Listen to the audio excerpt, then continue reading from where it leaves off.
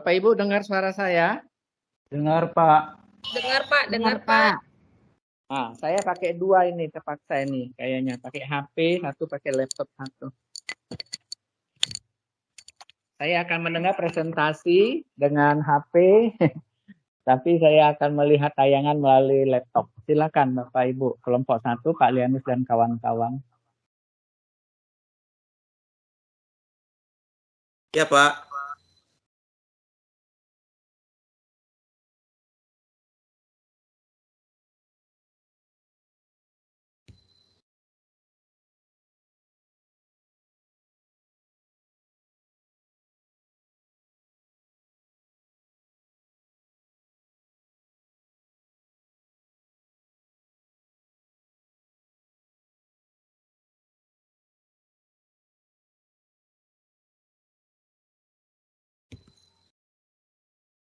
Ini yang satu saya tutup aja nih, supaya nggak double saya.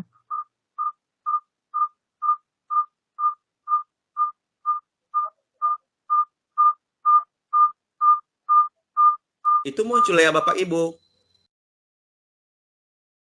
Sudah kelihatan layarnya. Udah, Pak.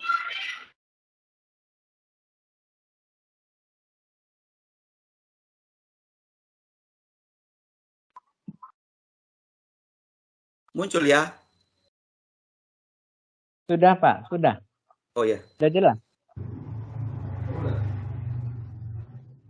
Baik.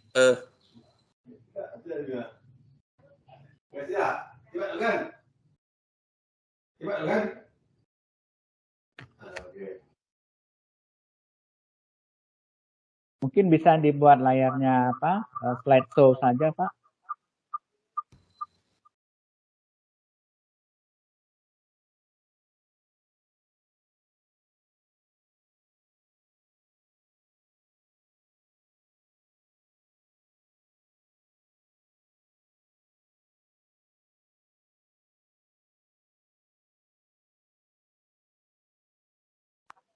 Oke, silakan Bapak Ibu memulai.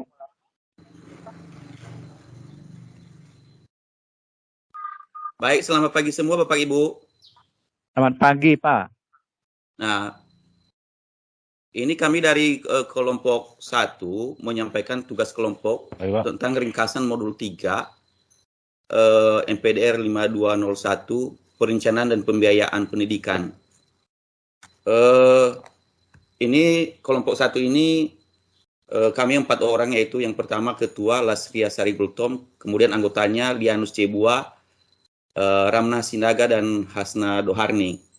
Saya sebagai hostnya, nanti moderatornya Ibu Ramna, dan untuk nanti presentasinya nanti ini disampaikan oleh Ibu Hasna. Ibu Hasna. Ibu Hasna. Ibu Lasria. Halo Ibu Lasria. Nah baik, Bapak dan Ibu, saya coba ambil alih saja ya untuk memaparkan tugas kelompok kami, karena mengingat situasi dan kondisi ini mungkin karena gangguan sinyal. Jadi sebagian ini anggota kelompok masih belum masuk, kadang terlempar juga. Ini termasuk Ibu Ramna Sinaga, ini kadang terlempar katanya, kadang masuk juga. Halo? Halo Bapak dan Ibu. Ya, silakan Pak. Pak Lianus. Ya. Baik. Langsung saja, ini rangkuman ini modul 3 ini, kegiatan belajar 1 yang pertama itu mendefinisikan masalah dan menganalisis bidang permasalahan. Bagian A, mendefinisikan masalah, yaitu terdiri dari 1, menggambarkan ruang lingkup permasalahan pendidikan, kemudian mempelajari sejarah dan apa yang telah dilaksanakan, kemudian membandingkan harapan dengan apa yang telah dicapai, kemudian mengidentifikasi sumber daya yang tersedia dan keterbatasannya, kemudian mengembangkan komponen-komponen. Bagian B, menganalisis bidang permasalahan, yaitu mengkaji permasalahan perencanaan dan subperencanaan, kemudian mengumpulkan data, mentabulasi data, memperkirakan perencanaan atau forecasting. Nggak berganti layarnya, Pak. Gimana? Layarnya nggak bergerak. Tidak bergerak ya? Sekarang bergerak ya? Tidak ada muncul layarnya. Belum, Pak. Nggak muncul ya? Hanya masih lembar yang pertama, Pak. Ya, ya. Udah, Ya. Udah ya? Belum Pak Lianus. Masih slide pertama saja. Kalau posisi ini sekarang sudah. bagaimana? Ini sudah Pak. Oh, berarti nggak bisa ditampilkan yang dalam bentuk slide itu, Pak. Terganggu. Oh, nggak apa-apa. Ya, kita buat aja seperti ini, Pak. Nggak apa-apa. Iya, Pak. Oke. Ya. Ya.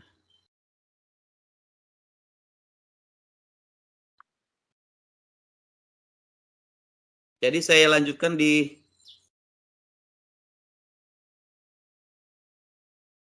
bagian B ya tadi ya.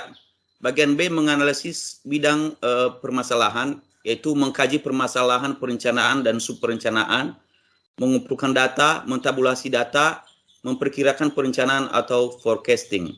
Kemudian kegiatan belajar 2 yaitu mengkonsepsikan dan mendesain rencana, mengevaluasi rencana dan menetapkan rencana. Bagian A-nya mengkonsepsikan dan mendesain rencana, yaitu mengidentifikasi kecenderungan yang ada, merumuskan tujuan umum dan khusus, kemudian mendesain rencana. Bagian B mengevaluasi rencana, yaitu mensimulasikan rencana, mengevaluasi rencana, memilih sebuah rencana. Kemudian menetapkan rencana, yaitu merumuskan masalah, melaporkan hasil perumusan masalah. Bagian C nanti ya. Ini poinnya tapi sebenarnya bagian C, yaitu menetapkan rencana, merumuskan masalah, melaporkan hasil perumusan masalah. Kemudian kegiatan belajar 3 yaitu melaksanakan rencana dan memberikan umpan balik atau mengawasi rencana. Bagian A melaksanakan rencana, yaitu mempersiapkan program, menyetujui rencana dan mensyahkan legalitasnya, mengorganisasikan unit-unit operasional rencana. Kemudian bagian B memberikan umpan balik rencana, yaitu memonitor pelaksanaan rencana, mengevaluasi rencana yang dilaksanakan, menyesuaikan, mengubah, dan mendesain ulang rencana. Jadi demikian saja Bapak dan Ibu paparan tugas kelompok dari kami, dan mungkin nanti akan lebih dalam nanti ketika ada tanggapan atau pertanyaan dari kita semua untuk memperdalam pemahaman tentang materi yang kami kerjakan ini. Terima kasih. Ibu, cek dulu anggotanya. Ibu Lasria. Ibu Ramna Sinaga. Halo. Lanjut Pak, lanjut. Lagi di sekolah saya. Ibu Lasria bagaimana? Halo. Lanjut. Lanjut Pak. Ibu Ramna.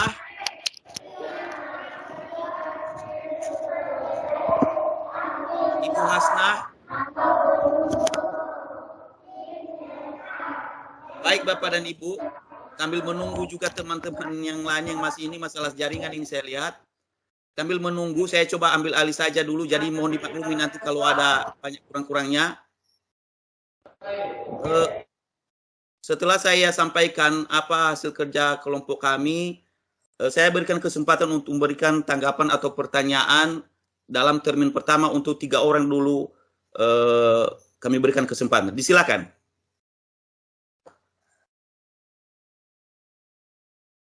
Halo. Ya, Bapak Ibu, silakan. Bapak Ibu ingin mengajukan tanggapan atau pertanyaan, silakan.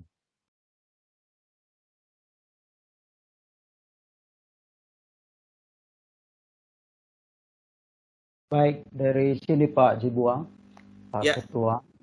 Baik, untuk membuka wawasan kita barangkali pertama dulu apa yang sudah disampaikan oleh kelompok 1 ini barangkali ini secara garis besarnya saja ya. Tadi dari presentasinya saya melihat ini adalah judul-judul bagian besar dan apa yang ada di dalam buku kita. untuk membuka wawasan kita terkait dengan materi apa yang disampaikan pada hari ini adalah tentang tahapan dan proses perencanaan pendidikan. Kira-kira saya bagaimana contoh yang konkretnya Pak Ketua, misalkan di sekolah Bapak sendiri, jangan kita jauh-jauh mencari contoh, apa contoh perencanaan pendidikan itu sendiri, ya, sehingga kita nanti bisa mengambil sikap, oh rupanya ini perencanaan pendidikan itu, yang ada tadi beberapa tahapan-tahapannya, tadi sudah diuraikan, di situ ada di KB1 itu mengidentifikasi masalah dan menganalisis bidang permasalahan. Jadi maksud saya begini, coba kita angkat satu, perencanaan pendidikan itu apa, terus bagaimana kita mengidentifikasi, ya, sesuai dengan KB1 itu mengidentifikasi masalah dan menganalisis bidang permasalahannya. Baru nanti tahapan berikutnya sampai kepada tingkat evaluasinya. Barangkali untuk membuka wawasan kita demikian dulu Pak Ketua. Terima kasih. Ya. Terima kasih Pak Tema. Nanti sekaligus ya dijawab untuk kemudian untuk pemberi tanggapan kedua disilakan.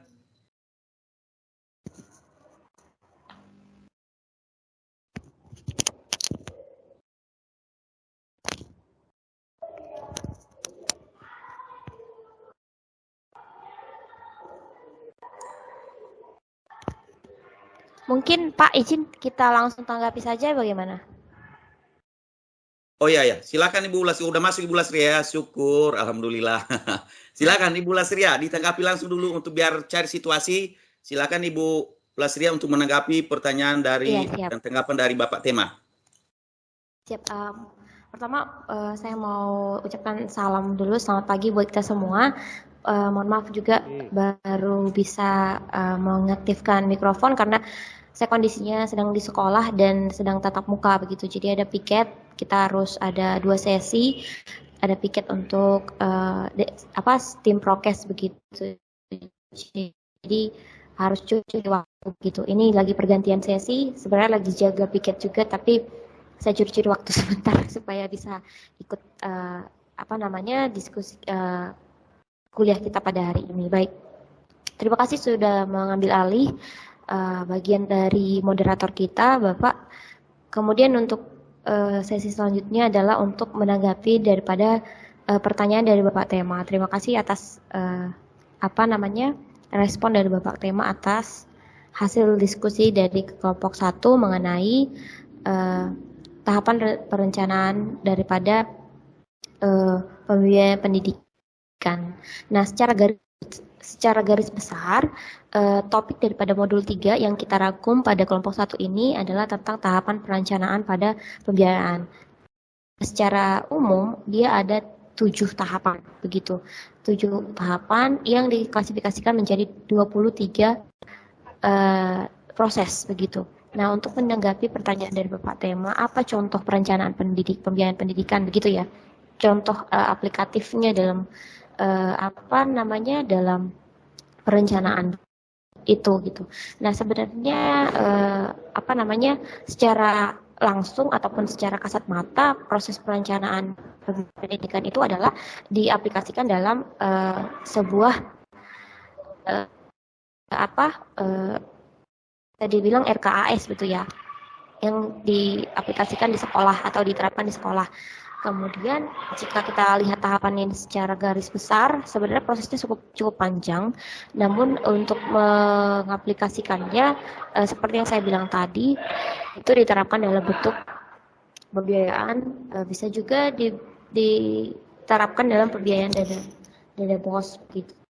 Mungkin itu untuk menanggapi Bapak Tema, dan mungkin yang jawaban yang lebih real begitu, mungkin Bapak Tema udah lebih paham karena sudah mengaplikasikannya juga sebagai penyelenggara daripada pendidikan selaku pengawas sekolah begitu.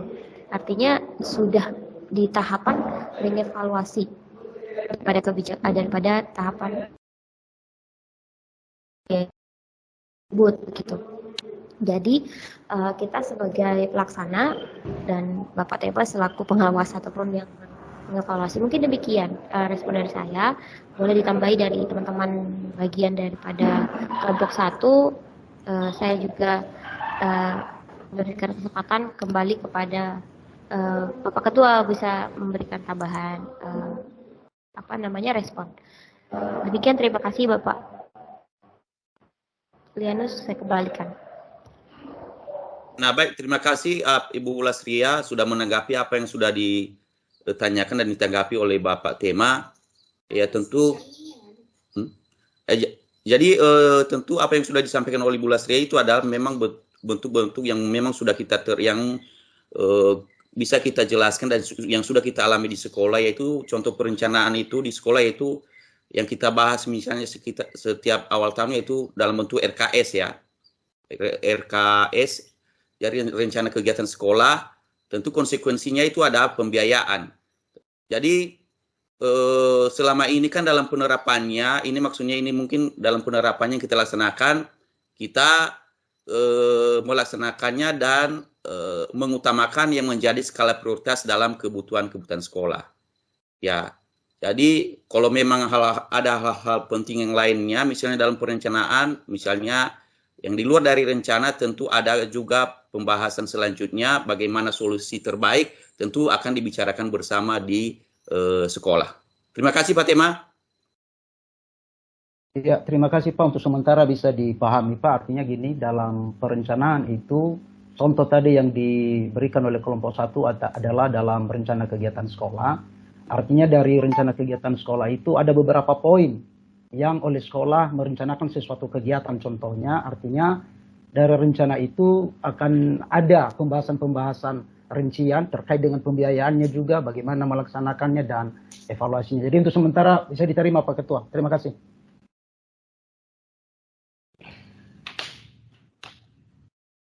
Pak Ketua.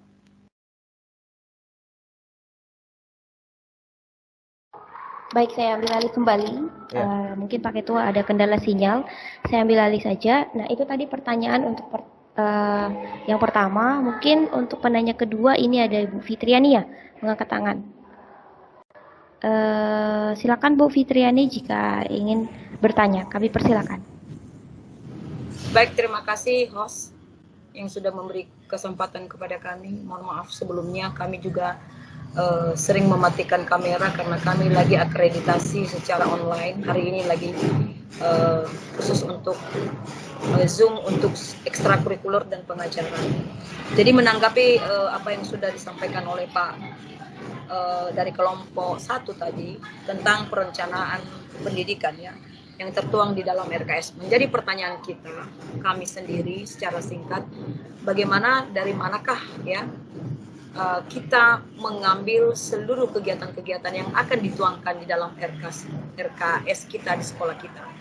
Mungkin Pak Elianus bisa menyampaikan kira-kira di bagian-bagian mana kita harus merefleksi diri.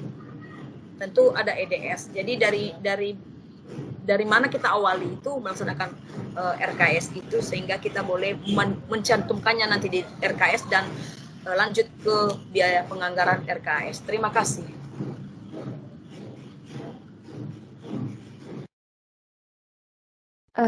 Bu, saya juga ambil alih kembali. Mungkin sinyal ya, Bapak Lianus belum bisa bergabung.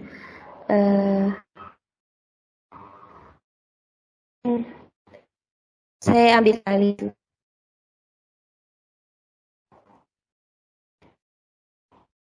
Atau Bu, nah,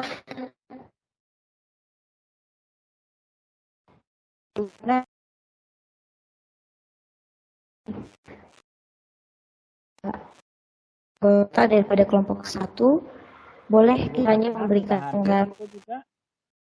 Hasna sudah hadir kan di kelompok 1? Ibu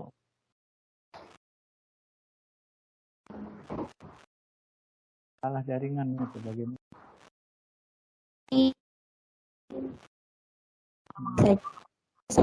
Saya ambil Bu Hasna ada? Ramnah pun sudah hadir. Bu Hasna juga. Nah, terkait ini RKS saya sendiri RKS ya, karena saya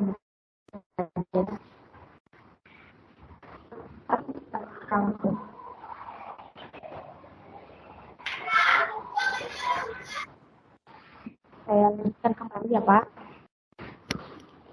Ya, Nah, silakan. baik. Jadi mungkin di sini kita bisa saling sharing gitu. Secara aplikasinya, bagaimana seperti yang dikatakan oleh Bu tadi, sebuah itu bisa sih. Nah, Ibu Rana, apakah bersedia untuk berbagi? Masih dalam proses ya. Jadi menurut saya kita bisa sharing, saling memberikan masukan bagaimana mengevaluasi tadi ya Bu, atau mengaplikasikan sebuah pembiayaan dalam sebuah RKAS. Oke, ini untuk teman-teman yang bukan anggota kelompok 1 juga boleh memberikan masukan.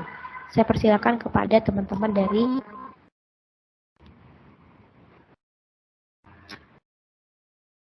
yang kelompok 1 mungkin boleh memberikan bantuan ataupun memberikan masukan atau menjawab Baik, dari sini daripada Bu Fitriani. Bu Lasria, Pak Tema Palestria, Ya Bu, boleh, ya Pak. boleh saya berikan masukan? Oh siap, silakan Pak. Oke, baik. Terima kasih. Dengan Pak senang hati, Tema. silakan. Iya. Tadi terkait Pak dengan pertanyaan Ibu Fitriani menanyakan bagaimana kita merencanakan itu, apa dasar kita. Sesuai dengan pemahaman saya juga Bu Lasri, misalnya dalam kita merencanakan perencanaan kegiatan di sekolah itu tentunya kita mendasari dari benar tadi yang disampaikan oleh Ibu Fit itu adalah evaluasi diri sekolah kita. Kalau yang selama ini kita mengenal yang namanya rapor mutu sekolah itu dari pengisian PMP kita. Lalu yang sekarang ini ada lagi informasi yang baru adalah terkait dengan AMBK, mengevaluasi diri sekolah kita, yang mana nanti selanjutnya akan ada rapor pendidikan. Jadi barangkali setelah kita mengevaluasi diri ke sekolah kita itu, di situ ada 8 standar nasional pendidikan. Kira-kira di mana item yang paling, katakanlah sekolah kita masih berada di bawah target, kurang. Misalnya dalam kualitas para pendidik dalam menggunakan misalnya media pembelajaran.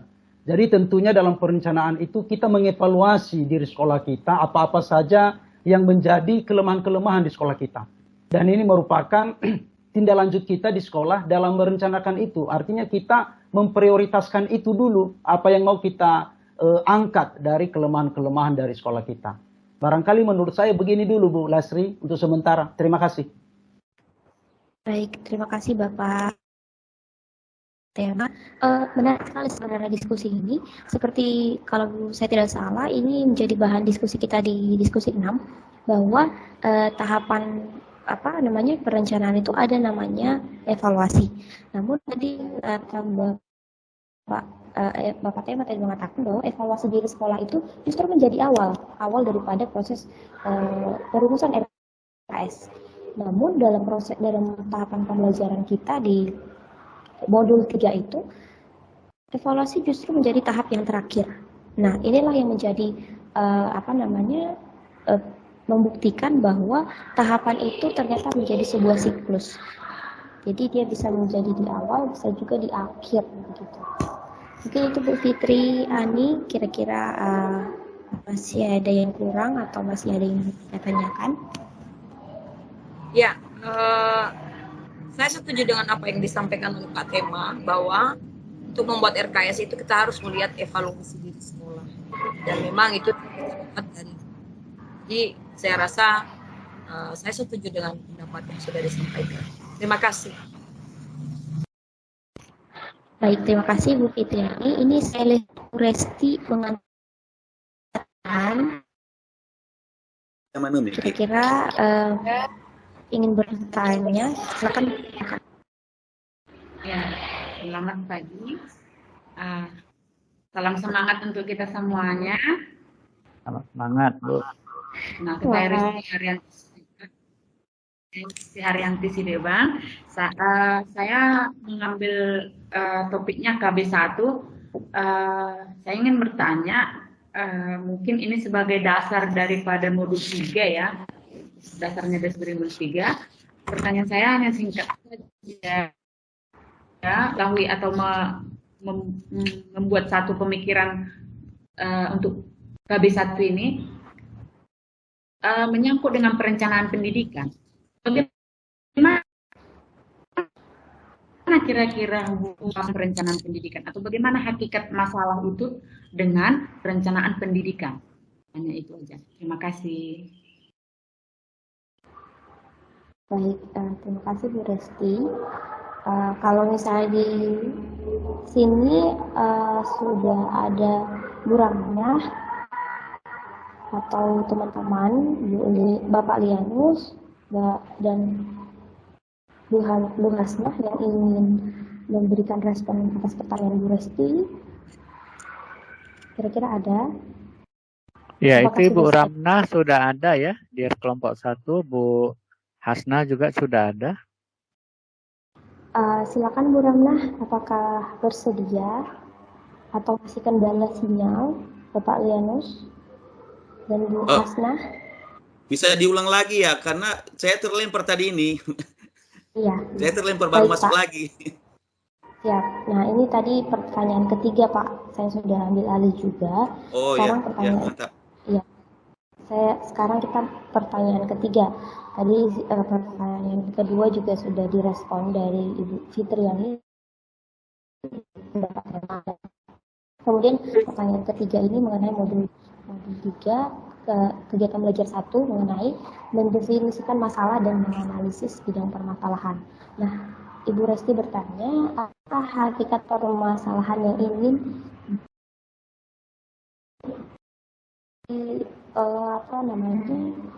diangkat sehingga dia menjadi baik ataupun titik awal sebuah perencanaan. Begitu Pak pertanyaannya, silakan. Bagaimana? Enggak jelas kedengaran di sini, maaf. Boleh Ibu Resti mengulanginya? Terima kasih. Saya ulangi pertanyaannya. Kan kita tiga ini membahas tentang tahap dan proses perencanaan pendidikan. Pada KB1 itu ditekankan pada masalah, ya kan? Menurut kesimpulan saya, sepertinya masalah inilah daripada dasar awal daripada modul 3 kita ini, tahapan dan proses perencanaan pendidikan.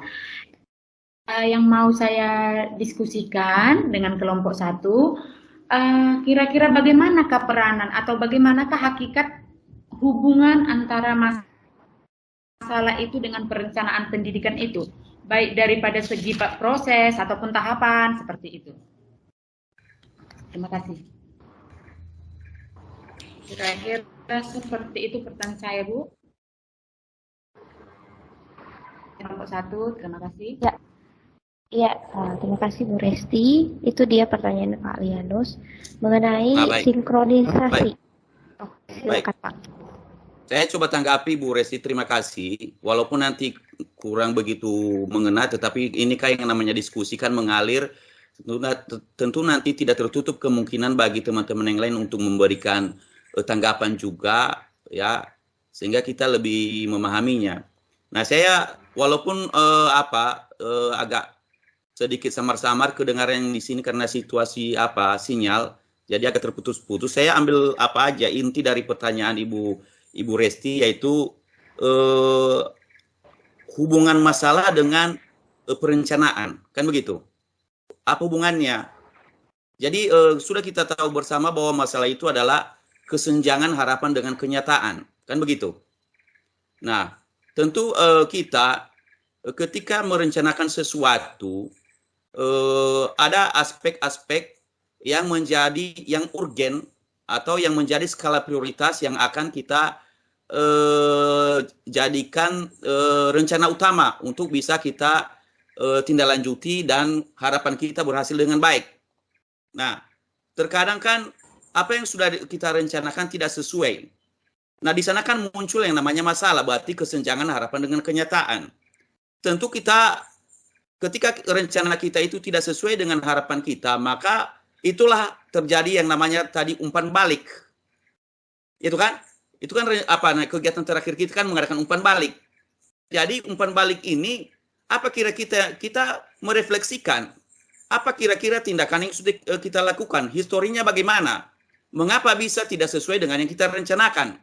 Tentu kita flashback, kita pikirkan kembali apa kira-kira setelah kita evaluasi, oh rupanya seperti ini, mengapa bisa kejadian tidak sesuai dengan harapan. Tentu kita adakan tindak lanjut bagaimana rencana selanjutnya agar rencana kita itu bisa tercapai, setidaknya maksimal lah ketercapaiannya. Demikian tanggapan dari kami.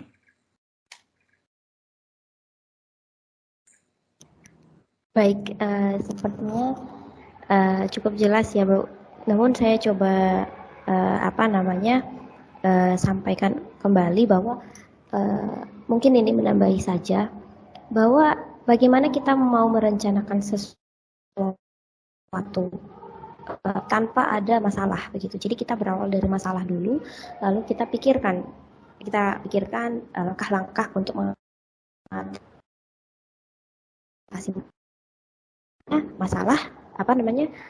setiap masalah itu pasti ada solusi itu direncanakan begitu. Jadi pasti semua perencanaan itu berawal daripada sebuah permasalahan, dan dari situlah awal kita untuk merancang langkah-langkah ataupun proses-proses yang untuk mengatasi persoalan-persoalan tersebut dalam perencanaan. Nah, begitu mungkin Pak Lianus, saya kembalikan ke Pak Lianus untuk memimpin, mengarahkan diskusi kita ini. Kembalikan kepada Bapak Lianus. Terima kasih. Halo. Nah, jadi intinya di sini adalah ketika ada kesenjangan, nah di situ apa tindakan yang kita buat, ya, supaya dari kesenjangan itu kita bisa menemukan satu solusi terbaik, sehingga apa yang kita harapkan itu bisa tercapai. Itu intinya.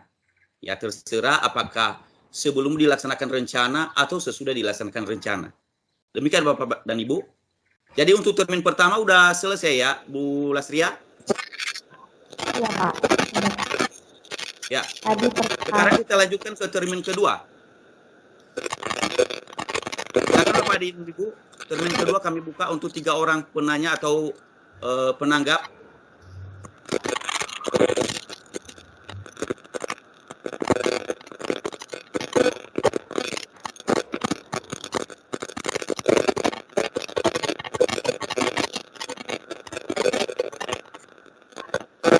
Ya, Ibu Julie Esther.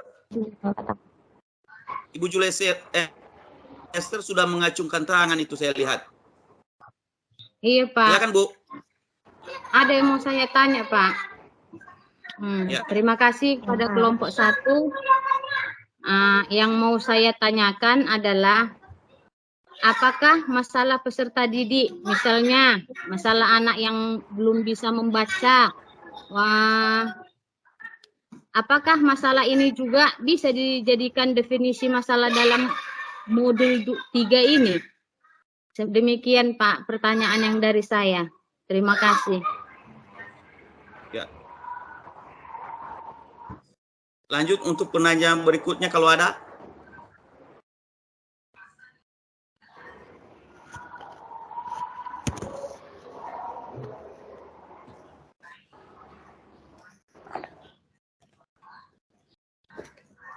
Mungkin langsung ditanggapi saja Pak, begitu biar. Oke, silakan Ibu Sinaga udah masuk ya Ibu Sinaga?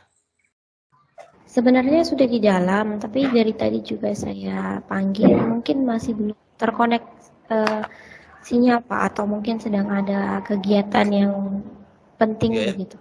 Ibu Hasna.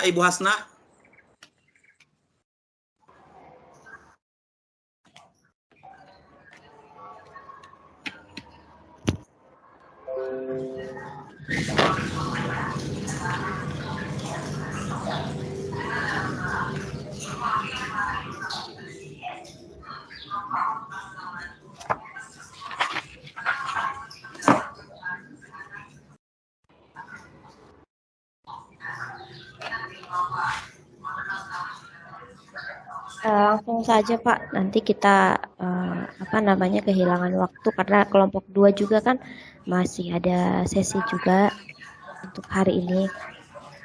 Mungkin saya coba langsung tanggapi, boleh Pak? Ya, silakan Ibu. Ya, karena Ibu Ramnah dengan Ibu apa? Tuh, Hasan. ya. Nah, itu udah bisa kayak itu Bu Ramnah itu. Oh, Ibu Ramnah. Oh, sedang di luar ya. Sedang jalan-jalan mencari apa itu sinyalnya bermasalah sepertinya. Iya. Menyampaikan sesuatu pun tidak jelas kelihatannya.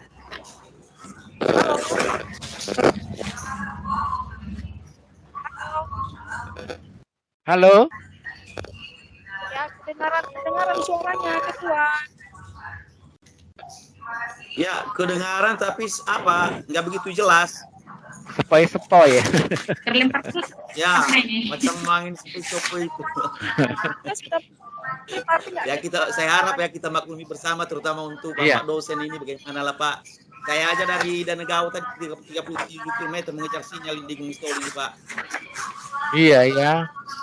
Ya memang begitu, kawan-kawan dari daerah memang seperti itu. Mahasiswa PPG juga seperti itu Pak Lianus. Mereka harus pergi dulu ke daerah yang lebih tinggi untuk mendapatkan sinyal. Iya Pak. Jadi gimana ini suaranya kedengaran kayak gitu? Sudah kedengaran Ibu. Sudah kedengaran Ibu. Silakan. Kepada Ibu Jul Esther, tadi pertanyaannya seperti ini ya, kalau saya tidak salah dengar. Apakah permasalahan siswa yang tidak bisa membaca itu bisa dimasukkan dalam pembelajaran mobil yang kita bahas pada hari ini kan begitu? Nah, menurut pendapat saya, permasalahan siswa yang tidak bisa membaca ini masuk ke dalam standar proses kan begitu. Nah, yang kita bahas saat ini adalah permasalahan yang akan kita rencanakan. Permasalahan siswa tidak bisa membaca itu adalah salah satu permasalahan yang harus kita rencanakan dalam standar proses tersebut. Apa yang harus kita lakukan? Apakah kita membuat pengayaan atau kita membuat suatu lesore? Nah, kemudian kita rencanakan berapa anggaran administrasi yang harus kita keluarkan untuk menggaji guru yang ada tambahan tadi. Jadi kesimpulannya Bu Esther bahwa permasalahan siswa yang tidak bisa membaca itu bisa dimasukkan ke dalam permasalahan modul 3 tersebut.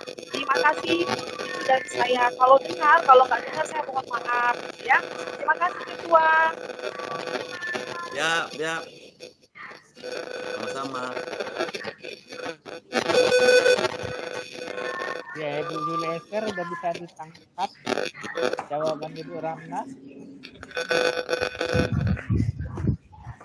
Iya Pak, sedikit yang saya terima tadi Pak, sepertinya termasuk dalam masalahnya ini juga Pak yang bisa ditangani dalam modul 3 ini Pak. Ya betul Bu, kita masukkan dalam proses ya Bu ya. Iya Bu, terima kasih Bu. Oke Bu, terima kasih. Iya. Nah, luar biasa ini Ibu Ramnah sambil jalan-jalan mendapatkan sinyal ya. Oke. Iya Pak, kadang hilang, kadang masuk ya Pak. Jadi gimana yang masuk? Ya. Ya.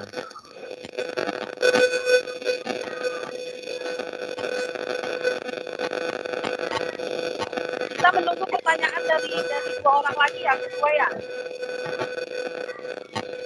Ya, ada lagi yang ingin bertanya itu?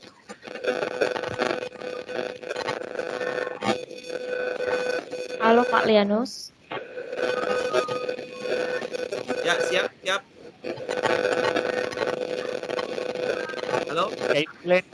Bu Ramna, tolong di-off-kan dulu Bu Ramna. Ini bising Bu. Oke, makasih Bu. Ya.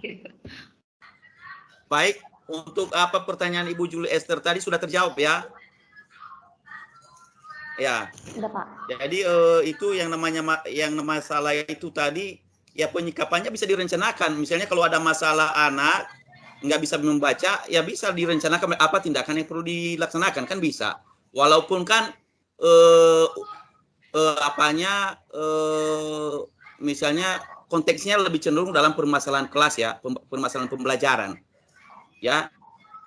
Jadi sebagai contoh misalnya di situ kan kalau saya sebagai kepala sekolah ini untuk supaya lebih luas, di sekolah saya dulu kan ada satu tindakan yang saya rencanakan sebagai kepala sekolah. Ini dalam bentuk penelitian tindakan sekolah sebagai kepala sekolah memikirkan bagaimana dengan anak yang belum bisa membaca, menulis dan membaca.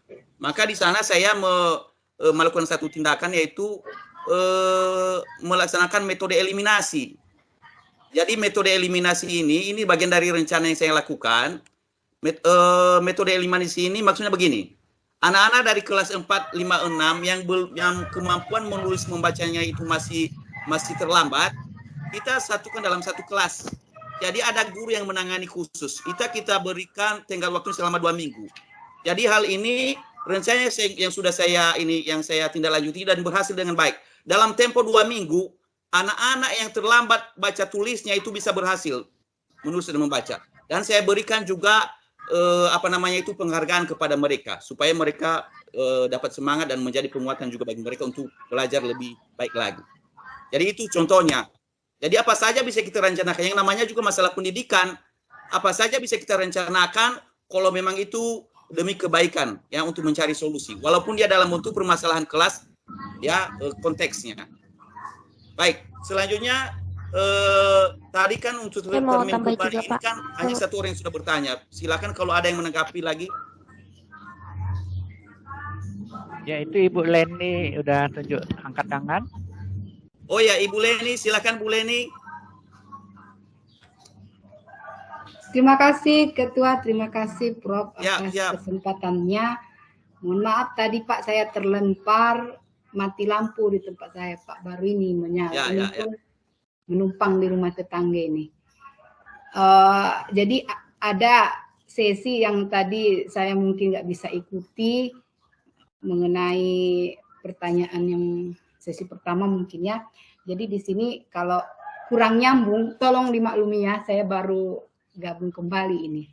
Yang mau saya tanyakan di sini mengenai modul 3 yaitu tahapan setelah menentukan rencana adalah melaksanakan rencana.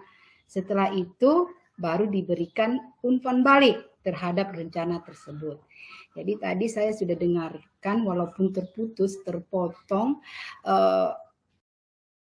rencana dan pelaksanaan rencana dari kelompok 1. Yang mau saya minta tolong di sini, tolong dulu dijelaskan langkah-langkah dalam pemberian umpan balik dari rencana dan pelaksanaan rencana tersebut. Terima kasih. Nah, baik, langsung saja. Silakan siapa yang aktif. Bu Lasria, bisa ditanggapi, Bu? Siap. Nanti mungkin bisa juga Pak dilempar ke teman-teman yang lain biar lebih kaya begitu. Tapi saya mau coba respon dari pertanyaan Bu Leni. Terima kasih Bu. Nah, untuk tahap memberikan umpan balik ataupun feedback daripada perencanaan itu, langkah-langkahnya sebenarnya sudah ada di di modul dan juga sudah ada di materi yang sudah kita share tadi. Nah, namun mungkin ada yang terlewat. Saya coba bahwa tahapan-tahapan daripada pemberian feedback ataupun umpan balik itu ada 3 gitu. Jadi juga menjadi, kalau saya tidak salah, ada jadi diskusi sesi 6 minggu ini kita dituntun begitu. Jadi untuk untuk pemberian umpan balik ya, untuk umpan balik tersebut sebentar. Yang pertama tahapannya adalah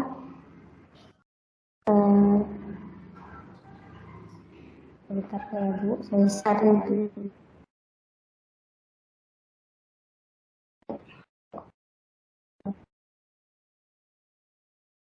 Gak kedengaran suaranya. Kalau juga tadi ya.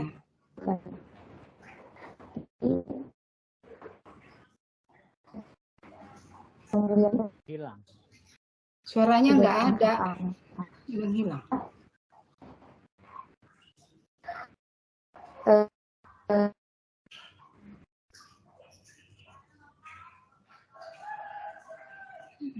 Jaringannya buruk ini, nggak kedengaran suaranya. Halo?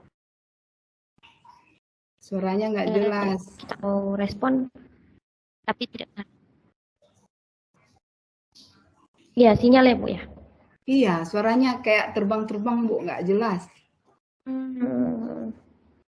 Kalau dari Pak Lianus mungkin biar lebih luas, lebih. Ya, siap.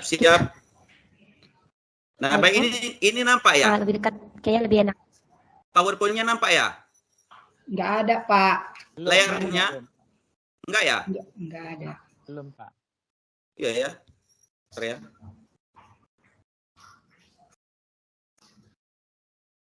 Nampak ya? Belum. Udah. Udah ya? Pak. Nampak Pak, nampak. Nah, baik. Ya, betul apa yang sudah disampaikan Ibu Lasria tadi. Memang sebenarnya ini apa yang ditanyakan oleh Ibu Leni ini sebenarnya sudah kita bahkan sudah muncul dalam soal diskusi kalau tidak salah ya. Betul ya teman-teman ya? Jadi mungkin maksud dari pertanyaan Ibu Leni untuk memperdalam lagi kan, dan juga ada nanti penegasan dari Bapak dosen, itu maksudnya ini biar kita ketahui bersama. Jadi ada 3 siklus di sana kita lihat dalam memberikan umpan balik rencana, yaitu memonitor yang pertama memonitor pelaksanaan rencana. Jadi dalam umpan balik ini sebenarnya dalam proses itu pun kita juga melaksanakan monitoring, melihat bagaimana pelaksanaannya, apakah sudah sesuai dengan yang direncanakan atau tidak. Jadi ini masalah monitor atau controlling pelaksanaan rencana. Kemudian setelah rencana itu dilaksanakan, kita evaluasi. Kita evaluasi apa kira-kira kelemahan. Tentu kita lihat juga kekuatannya, kelebihannya. Jadi mungkin kita lebih cenderung ke kelemahannya. Nah, tentu setelah kita tahu kelemahannya, maka kita mengadakan upaya perbaikan, yaitu yang item berikutnya itu menyesuaikan, mengubah dan mendesain ulang rencana. Tentu dalam menyesuaikan, dalam mengubah, mendesain ulang rencana ini yang diutamakan tadi sesuai dengan apa yang sudah saya sampaikan tadi, kita utamakan yang urgen, yang menjadi skala prioritas di khususnya di sekolah kita masing-masing. Terima kasih. Pak, maaf ya saya salah. Gini Pak, maksud saya bukan tahapan-tahapan sesuai yang ada di PowerPoint. Maksud saya, gimana cara melaksanakan dan memberikan umpan balik terhadap rencana yang sudah dibuat tadi. Tadi kan ada rencana yang dibuat oleh kelompok 1 menanggapi pertanyaan dari Bapak Tema. Maksud saya itu dimasukkan ke dalam bagaimana melaksanakan rencana dan memberikan umpan balik terhadap rencana tersebut, Pak. Itu yang saya maksud. Nah, tentu kan Ibu, ini kan tidak terlepas dari tahapan-tahapan pemberian umpan balik. Misalnya, ya kita dekatkanlah konteksnya seperti di RKS tadi, rencana kegiatan sekolah. Tentu dalam hal rencana kegiatan sekolah itu adalah bagian dari kita laksanakan bukan hanya satu orang, tetapi kesepakatan bersama. Tentu yang menjadi kesepakatan bersama itu kita melihat apakah sudah terlaksana atau belum. Contohnya, kita merencanakan misalnya kan di sekolah itu melaksanakan ekstrakurikuler wajib dengan konsekuensinya misalnya pembiayaan. Nah, apakah sudah dilaksanakan atau belum? Kan seperti itu. Nah, tentu kita evaluasi. Kita evaluasi apakah rencana itu sudah dilaksanakan atau belum. Apa kira-kira kelemahannya. Nah, maka kita di situ berinisiasi untuk menyesuaikan, mengubah. Kalau bisa didesain ulang, mengapa bisa rencana itu tidak terlaksana dengan baik. Itu konteksnya, Bu. Terima kasih, Bu. Oh ya, Mas Pak. Bagaimana jika rencana yang kita buat itu tidak bisa kita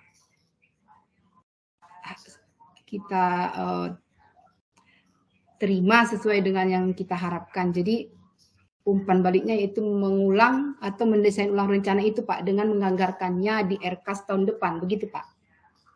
Ya, itu termasuk opsi. Itu termasuk opsi. Tetapi semua kan kalau di sekolah kan kita kan demokrasi. Semua kembali kepada kesepakatan bersama.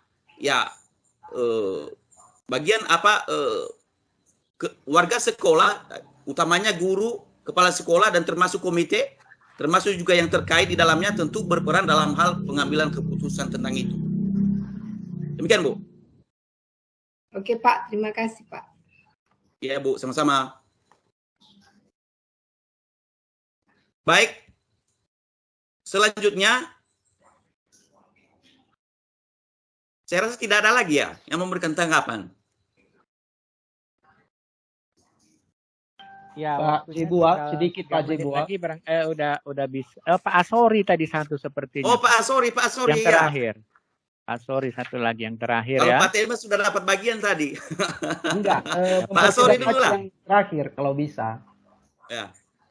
Pak Asori silakan, Pak. Di sini besar sekali suara saya, mungkin kedengaran besar di sana ya. Kendala sinyal kali, Pak. Sedang, Pak, jelas, Pak. Jelas. Pak. Oh ya, Pak, ya. Silakan Pak Asori. Mana Pak Asori tadi? Mungkin kendala sinyal lagi, Pak. Kalau masalah sinyal maunya diketik aja di chat box. Kalau nggak jelas suaranya. Sudah ada, Pak. Mic-nya belum kedengaran suara Pak Asori. Pak Asori, mic Bapak dalam posisi mute itu. Ya, baru. Ya, baik. Udah. Silakan, baik. Pak.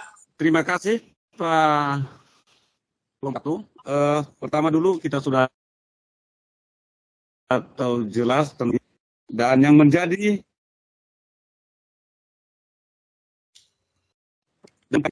dalam sebuah rencana kegiatan yang sudah terlaksana, ya, dari dalam memberikan umpan balik dalam kegiatan yang sudah terlaksana,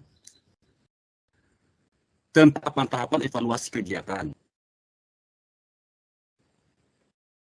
Nah, tentunya kami minta kepada ya, tolong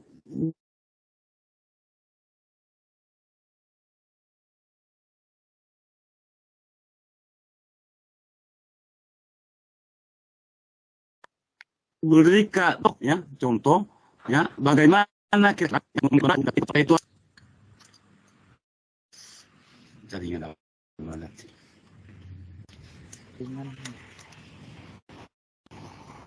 Tolong diulang, Pak, penegasan pertanyaannya.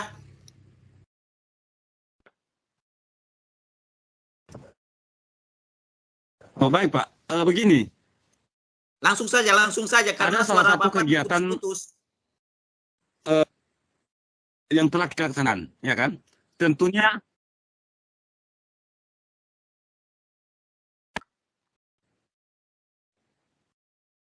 ada salah satu kegiatan yang telah kita laksanakan. Contoh daripada evaluasi yang telah kita laksanakan di sekolah. Contoh.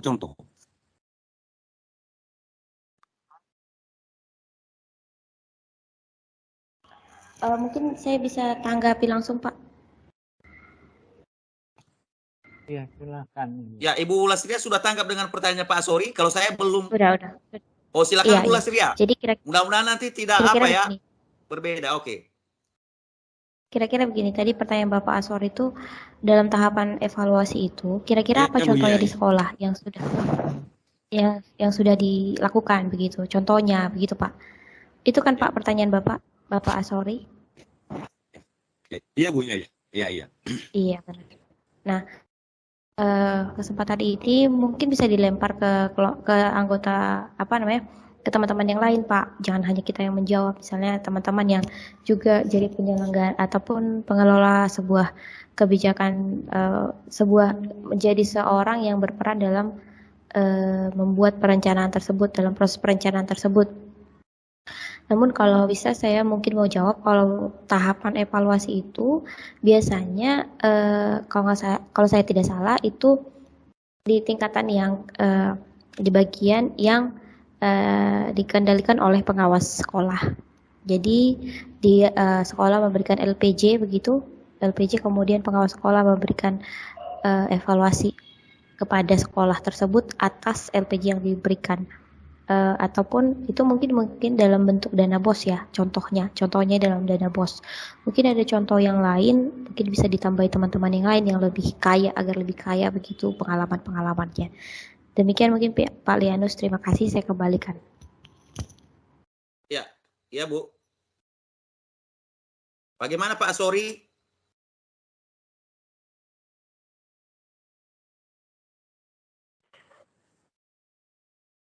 Halo Pak Asori, bagaimana?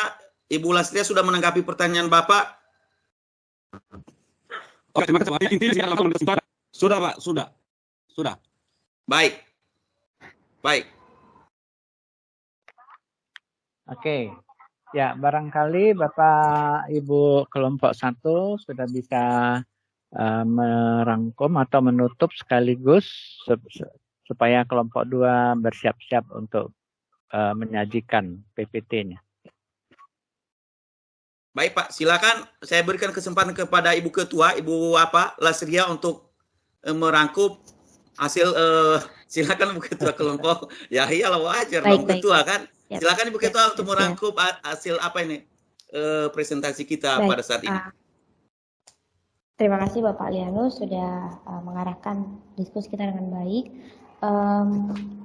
Sebagai penutup untuk diskusi kita pada hari ini, luar biasa untuk teman-teman semua, buat kelompok 1 juga, buat Bapak dosen, terima kasih. Saya mungkin akan bikin closing statement bahwa seluruh tahapan daripada proses perencanaan pembelajaran ini bisa disebutkan sebagai siklus. Tidak ada tahapan pertama, kedua, ataupun terakhir, namun semuanya saling berkesinambungan. Dan itu pun perlu dikendalikan dengan baik oleh seluruh penyelenggara daripada ataupun pengelola daripada sekolah, baik itu guru, kepala sekolah, pengawas, ataupun pemerintah. Nah, dari semua tahapan ini kita sudah pelajari bersama, kita sudah aplikasikan juga beberapa dari Bapak Ibu guru sudah menerapkan dalam sekolah, namun mungkin ada yang tidak sesuai dengan proses yang kita pelajari, supaya ke depan mungkin kita bisa mengevaluasi kembali ataupun menerapkan kembali proses-proses yang terlewat, sehingga ke depan kita bisa lebih baik lagi dalam membuat sebuah perencanaan yang baik. Mungkin begitu Pak penutup dari saya. Terima kasih Bapak Prof. Demikian dari kelompok 1. Terima kasih. Oke, terima kasih. Beri semangat, tepuk semangat kepada kelompok 1 dan untuk kita semua.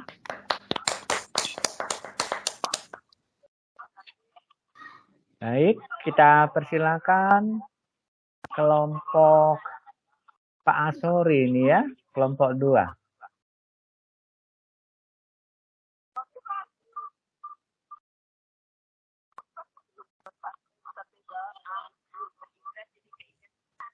Bagaimana Pak Asori dan Ibu Suraini dan Ibu Rahmawati?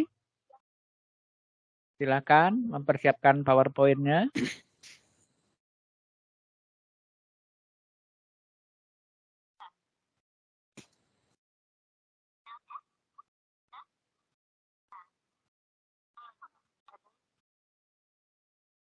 Halo teman-teman.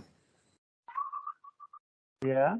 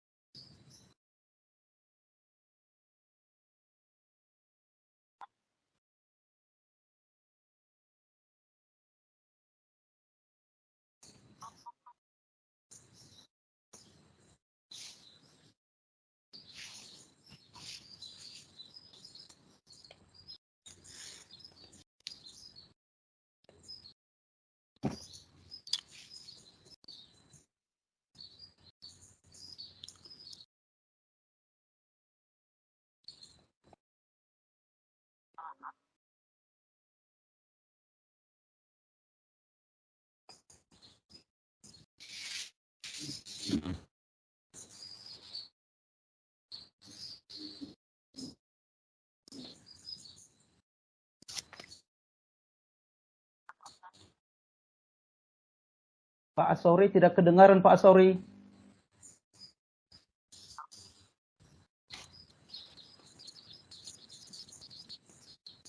Iya Pak, iya.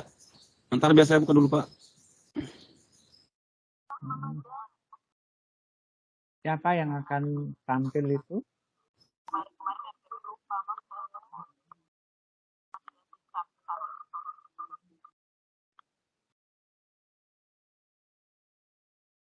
Tampil Pak, tampil.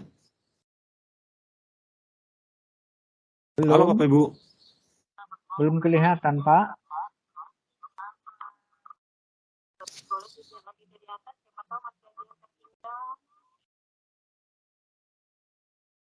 Belum ya Pak, jaringan mungkin.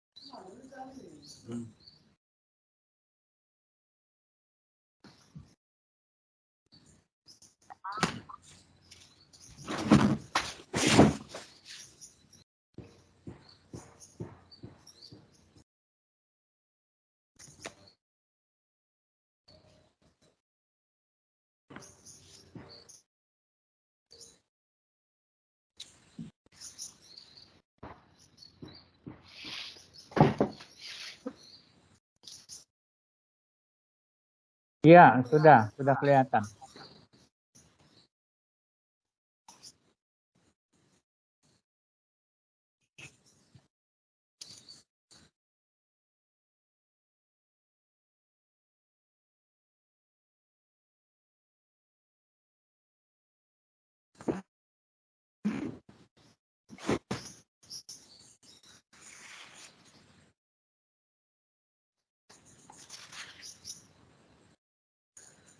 Sudah ya Pak? Sudah kelihatan Pak.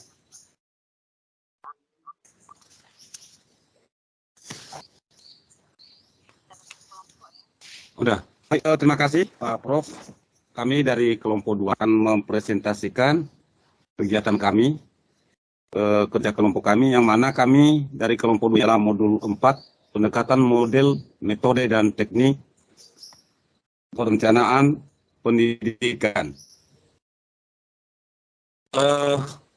Kami dari kelompok 2 ada 3 orang. Yang pertama, adalah Mawati Simanjuntak. Salah pertama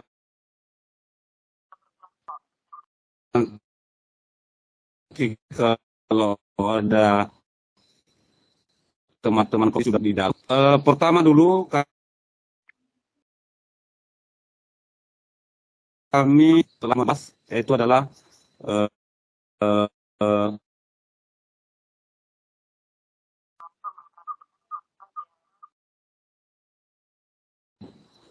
dalam pendekatan perencanaan pendidikan, ya, sosial demand, pendekatan permintaan sosial.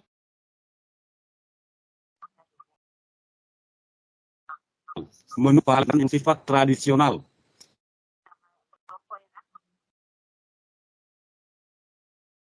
Menggunakan kebutuhan sosial. Kedua, melakukan seperti negara yang sepertinya yang melakukan ini adalah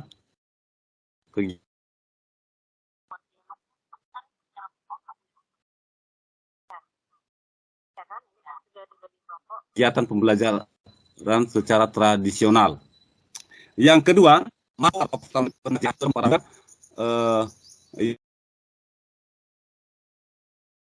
yang pada usaha kebutuhan nasional mengenai yang ketiga adalah pendekatan investment efficient approach, adalah pendekatan efisiensi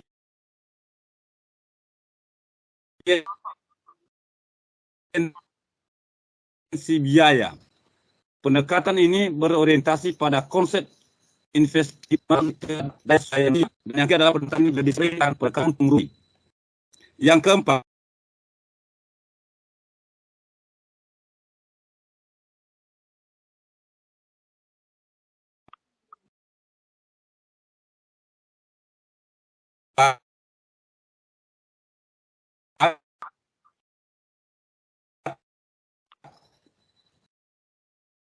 pendekatan yaitu adalah pendekatan integrasi terpadu dianggap sebagai pendekatan ini sering disebut dengan pendekatan sinergi.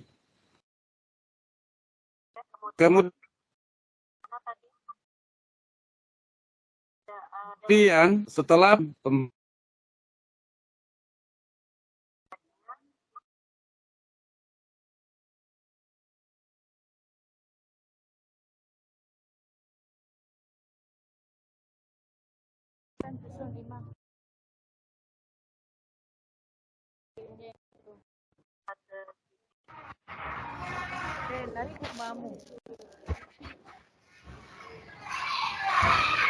Pak, suaranya nggak kedengaran. Oke, saya udah bisa masuk.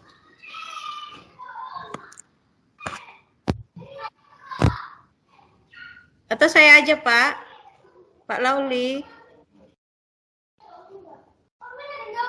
Iya, silakan Ibu Suraini. Siapa ini? Ibu Rahmawati ya? Iya, Pak. Iya, silakan diambil apa aja, dikomunikasikan, diambil alih.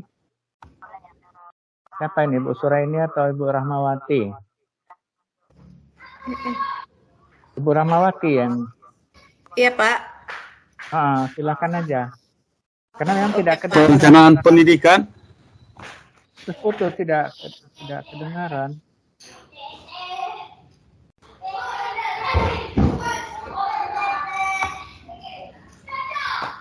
Pak, sorry, saya adalah asis mengenai alat cara dan tujuan. Metode ini digunakan untuk meneliti sumber-sumber dan alternatif. Itu, Pak. Ya, Pak. Iya, Pak. Pak, sorry, slide-nya nggak jalan. Atau saya aja yang bacakan, Pak. Slide-nya jangan di apa, Pak? Ya. Jangan di slideshow. Oke. Dia biasa aja, tampilan biasa aja. Bentar ya, Bu. Secara manual aja dibuka lamannya, Pak.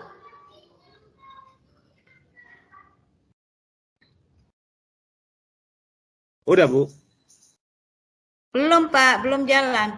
Suara Bapak kan nggak jelas. Saya udah bisa masuk, udah minta izin sebentar selama kita presentasi. Jadi kalau apa biar saya aja kok nggak yang bacakan. Apa suara saya sudah jelas kedengaran? Jelas Ibu, kalau Ibu jelas suara Ibu. Oke, Pak, saya aja ya, Pak ya. Pak, sorry. Sudah. Makasih, Bu. Iya, Pak, saya aja ya. Oke, saya ulang kembali sedikit. Selamat siang dan salam sejahtera bagi kita semua. Terima kasih kepada Pak dosen yang sudah memberi kesempatan kepada kelompok kami untuk mempresentasikan tentang modul 4, yaitu pendekatan, model, metode, dan teknik perencanaan pendidikan. Yang kami paparkan di sini adalah pertama pendekatan perencanaan pendidikan. Ada 4 pendekatan perencanaan pendidikan. Yang pertama adalah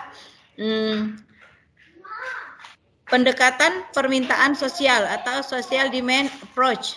Pada pendekatan ini adalah pendekatan yang bersifat tradisional karena pendekatan ini hanya menggunakan pendekatan untuk memenuhi kebutuhan sosial dan biasanya ini dilakukan pada negara-negara yang baru merdeka.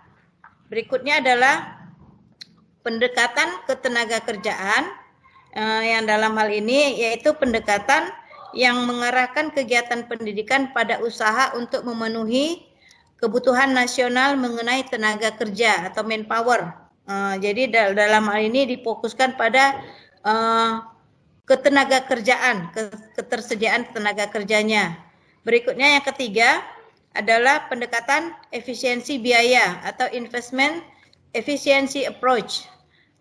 Pendekatan ini berorientasi pada konsep investment in human capital atau investasi pada sumber daya manusia.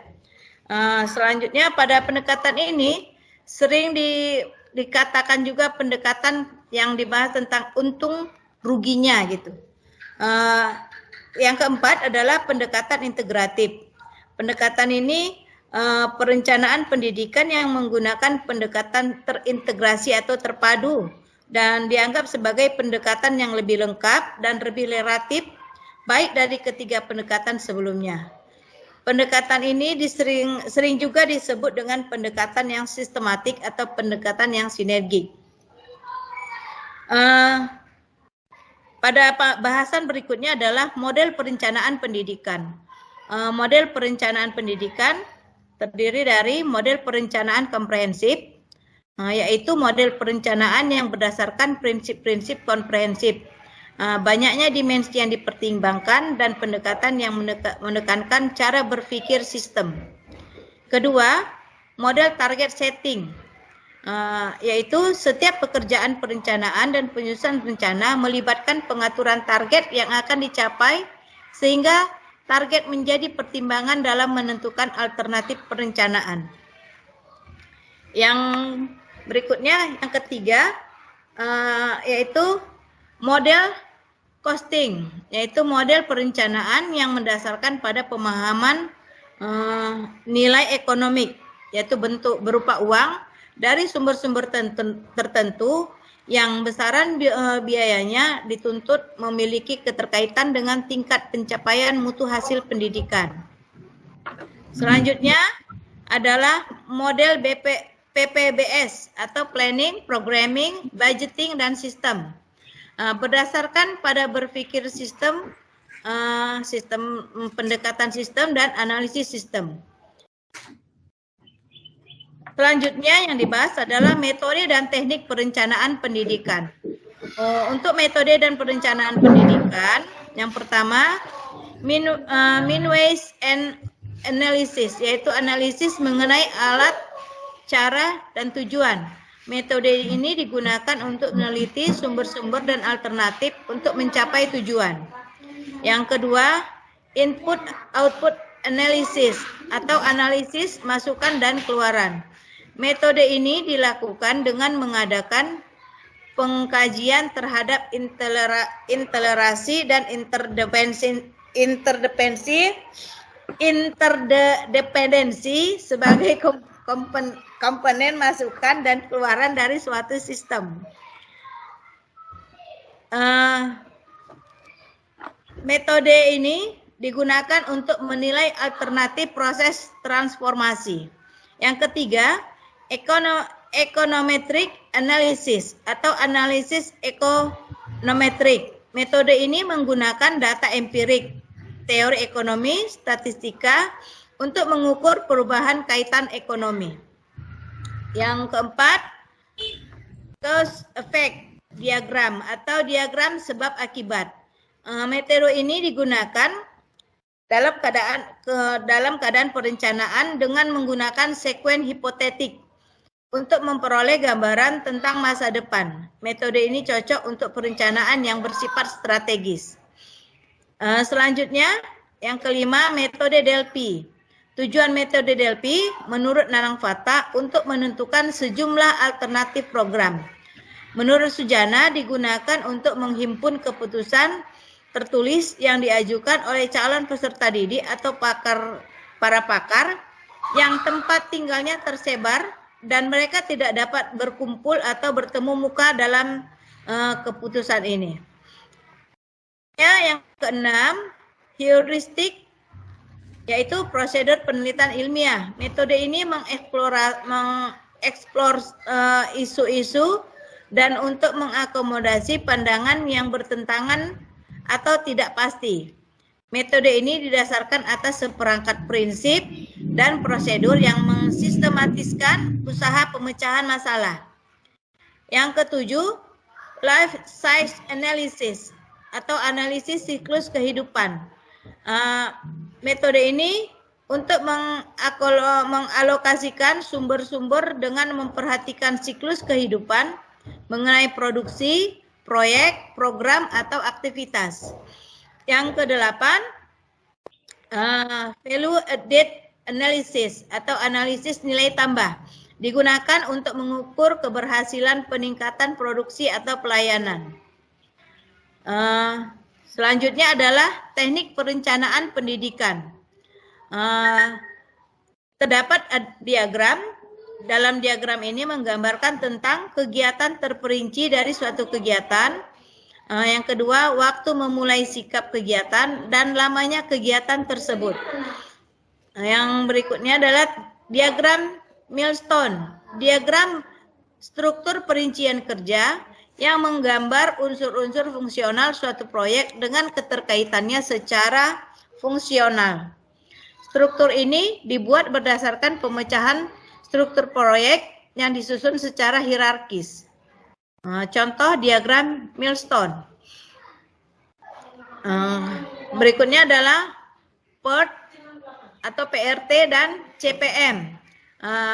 PERT atau Program Evaluation and Review Technique adalah teknik penilaian dan peninjauan program. CPM atau Critical Path and Method, yaitu metode jalur kritis yang menggunakan prinsip pembentukan jaringan dan berusaha mengoptimalkan biaya total proyek melalui pengurangan waktu penyelesaian total proyek yang bersangkutan. Sekian dan terima kasih. Begitulah paparan dari kelompok 2. Jika ada tanggapan ataupun pertanyaan, kami persilakan untuk sesi pertama, yaitu untuk 3 orang penanggap.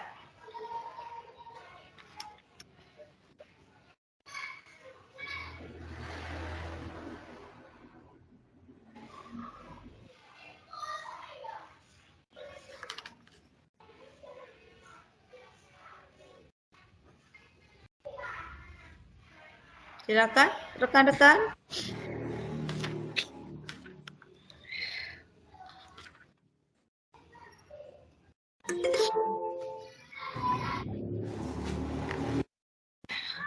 Ada tanggapan, saran dari kelompok teman-teman semua? Dipersilakan. Orang jelas bingung dia nanya, orang jelas semua, kami singkat-singkat.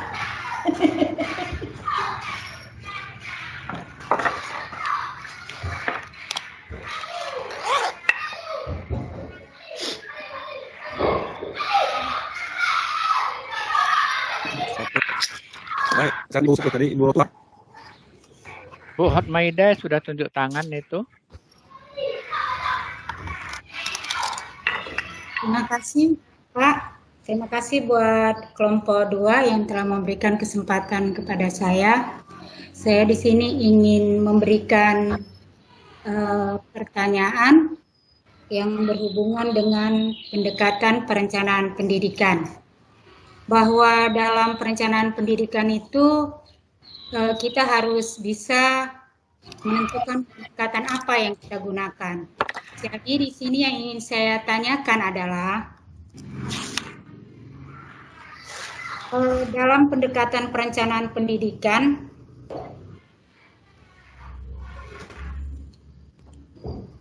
sangat penting dalam perencanaan pendidikan. Nah, coba saya ingin kelompok 2 memberikan salah satu contoh perencanaan pendidikan dan pendekatan apa yang digunakan dalam perencanaan pendidikan tersebut sehingga perencanaan pendidikan itu dapat berjalan dengan baik. Demikian yang ingin saya tanyakan. Terima kasih.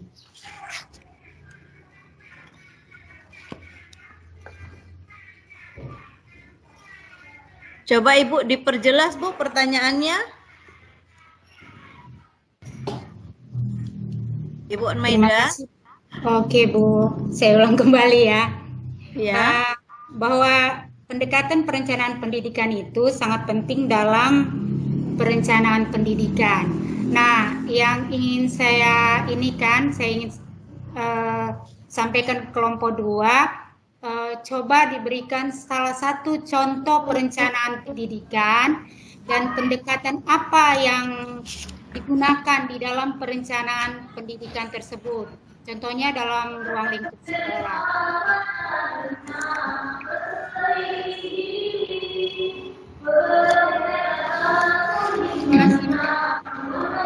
Oke. Ada lagi? Ya, Ibu apa? Ibu apa ini ya? Saya lupa namanya. Ibu. Saya Ibu. Iya, iya Pak. Ibu Iya Adikia. Bu. Ya. Ibu Adikia ya? Ya, silakan. Ya, terima kasih Ibu kesempatan yang diberikan kepada saya. Ini saya tertarik tuh Ibu ya di metode Gauss Event Diagram ya. Di situ kan ada yang namanya analisis SWOT. Ya, sepertinya ini adalah saya tertarik dengan analisis ini. Cuman yang saya tanyakan di situ kan Bu, bagaimana sih kita itu memulainya ya ini analisis SWOT ini? Karena ini sepertinya ini bagus ya kalau kita terapkan di sekolah tentang analisis SWOT ini. Itu aja Bu. Terima kasih. Iya.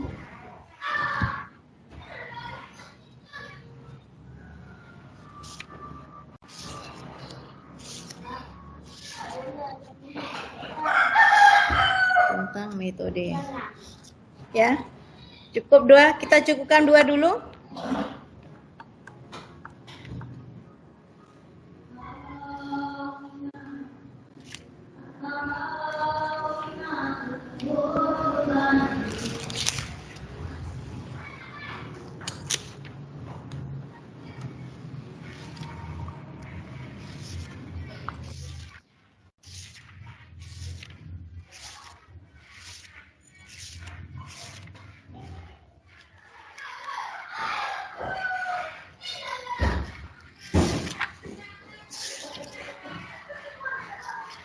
Ada lagi Bapak ini rekan-rekan?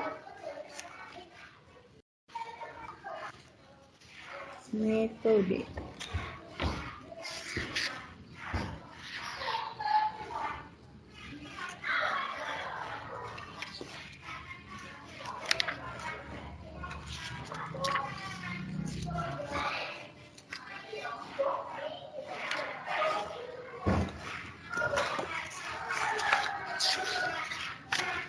Ya, kalau begitu saya jawab untuk yang pertama ya. Contoh perencanaan pendidikan dan pendekatan apa yang digunakan gitu ya Bu ya. Contohnya adalah perencanaan pendidikan yang menggunakan pendekatan social domain approach. Dalam hal ini contohnya adalah pemerintah, ini kan kalau pada perencanaan yang pendekatan yang seperti ini dipandang bahwa layanan pendidikan itu adalah kewajiban pemerintah atau negara kepada rakyatnya. Maka pemerintah menggunakan tuntutan atau permintaan sosial dengan strategi tangkap bola, yaitu artinya pemerintah membuat pembebasan kepada masyarakat, membuat program pembebasan terhadap masyarakat dari kebodohan dan kemiskinan. Misalnya dalam hal ini adalah menurut pandangan saya ya, bahwa pemerintah sudah mengeluarkan program-program misalnya program paket A, paket B ataupun paket C. Kemudian program wajib belajar 9 tahun gitu ya. Mungkin itu salah satunya menurut pandangan saya. Jadi dalam hal ini pendekatan di sini artinya sudah dengan program yang sudah berjalan beberapa tahun ini, menurut penelitian mungkin sudah ada kalau dipresentasikan sudah sangat sedikit sekarang masyarakat Indonesia yang buta huruf dan buta aksara begitu ya. Berarti dia untuk mengantisipasinya pemerintah kan sudah membuat program wajib belajar. Namun mungkin belum terakomodasi sepenuhnya, maka pemerintah membuat lagi program paket A, paket B, paket C, itu maksud saya. Jadi mungkin ada di antara warga ataupun masyarakat Indonesia ini yang saat dia menduduki bangku pendidikan, dia tidak melanjut pada waktu itu, pada saat usia sekolahnya, namun diberi kesempatan setelah usia sekolahnya terlewati seperti itu. Begitu pandangan saya. Bagaimana Ibu Otmeda?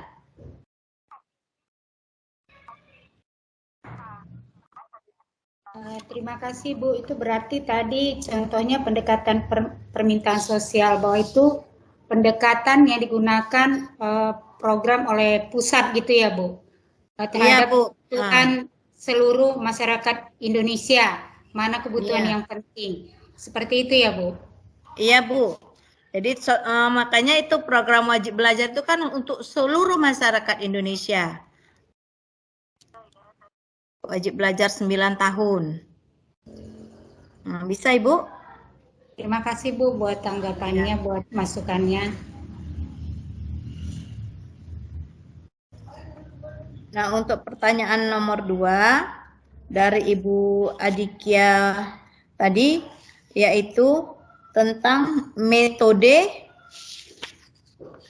apa Bu ya? Saya agak ini tadi catat.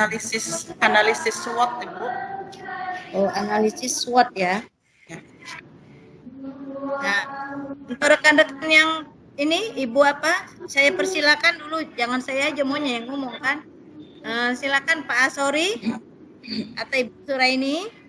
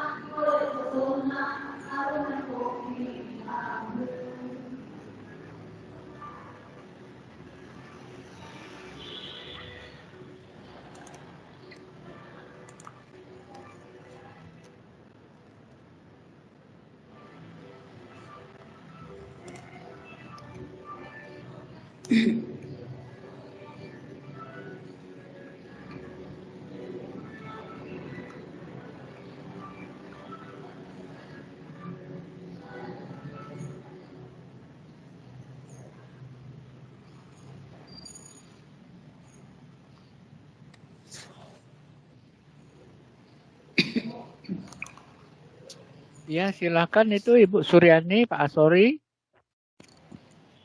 Mungkin ingin menambahkan itu, menanggapi pertanyaan yang kedua dari Ibu Adikia bisa tadi diulang tentang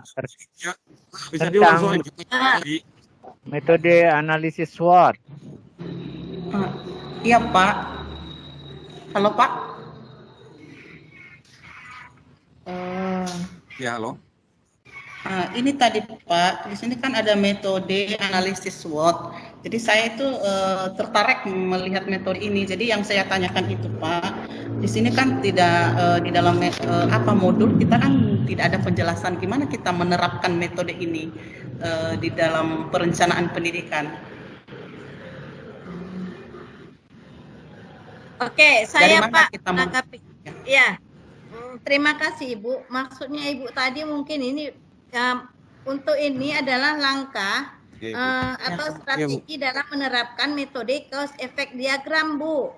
Jadi dalam hal itu ada langkah salah satu cara yang strategis yang harus ditempuh adalah melakukan analisis terhadap berbagai masalah atau SWOT-nya ya. SWOT itu kan artinya strength, weakness, opportunity, dan threat gitu. Artinya apa kita analisis dulu apa kekuatan kita, apa yang kekuatan yang kita miliki, dukung apa yang kita miliki. Kemudian ada weakness, kita analisis apa kekurangan dan kelemahan yang di. Kemudian opportunity ini adalah keberuntungan, peluang untuk pelaksanaannya bagaimana kira-kira, dan terakhir adalah threat, yaitu threat itu perlakuannya kita lakukan gitu. Jadi setelah kita analisis kekuatan kita, analisis juga apa kelemahannya, kemudian kita perkirakan atau kita prediksi peluang ketercapaian tujuannya, lalu bagaimana kita melaksanakannya. Salah satu strategi pada pendekatan metode cause effect diagram, ya Bu ya, diagram sebab akibat gitu. Jadi bukan merupakan metode, dia hanya mirip dia ini dalam pendekatan strateginya. Nah itu Bu, tujuannya untuk mengenali sejauh mana tingkat kesiapan setiap bidang pendidikan itu atau aspek kelembagaan dalam mewujudkan tujuannya tadi, tujuan pendidikan. Jadi ibarat kita di sekolah, tentu kita di sekolah itu mempunyai kekuatan apa yang kita miliki di sekolah, apakah tenaga pendidik, apakah siswanya, orang tua, lingkungan, dan sebagainya. Kemudian apa kelemahannya, kelemahan kita tadi di mana, kita analisis, lalu bagaimana peluang melaksanakan tujuan pendidikan tadi atau sebuah program, dan terakhir dia pelaksanaannya, treatmentnya gitu Bu. Bagaimana Ibu Aditya? Oh baik Bu, terima kasih.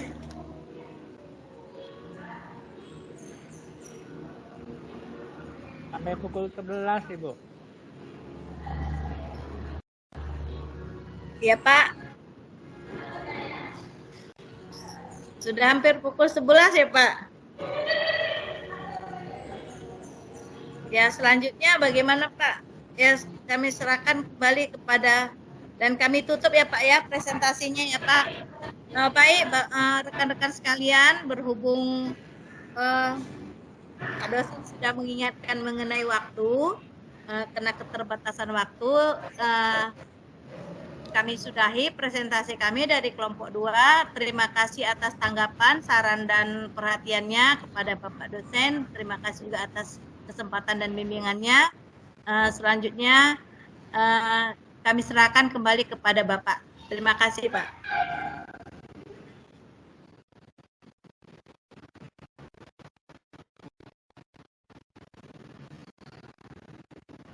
Nggak dengar Pak.